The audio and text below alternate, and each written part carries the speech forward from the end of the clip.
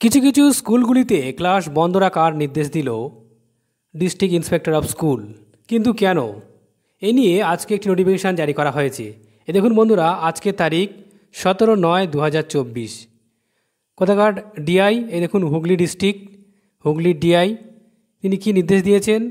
বলা হচ্ছে যে সমস্ত হুগলির যারা জুনিয়র হাই স্কুল আর HS school, Arambagh subdivision, Rashidpur গ্রাম পঞ্চায়েত, রাজবলহাট 1 গ্রাম পঞ্চায়েত, জঙ্গিপাড়া ব্লক, সেই সঙ্গে চাঁপাডাঙ্গা, তালপুর, এর সঙ্গে রয়েছে কেশব চক, এছাড়া রয়েছে Santoshpur GP under Tarakeswar block Hooghly.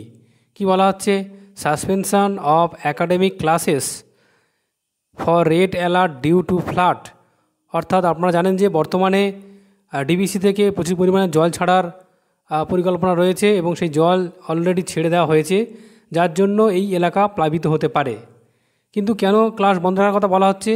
কারণ যদি ফ্লাড সংঘটিত হয় তখন কিন্তু এই সমস্ত স্কুলগুলোতে শেল্টার হিসাবে নেওয়া হবে। সেই জন্য পরিষ্কার বলা হচ্ছে যে আপাতত একাডেমিক যে ক্লাস সেগুলো বন্ধ থাকছে এই সমস্ত স্কুলগুলিতে। এই সমস্ত যে সাব ডিভিশনের কথা বলা হয়েছে বা গ্রাম পঞ্চায়েতের কথা বলা হয়েছে সেই সমস্ত স্কুলগুলিতে কিন্তু আপাতত ক্লাস সাসপেনশন থাকছে।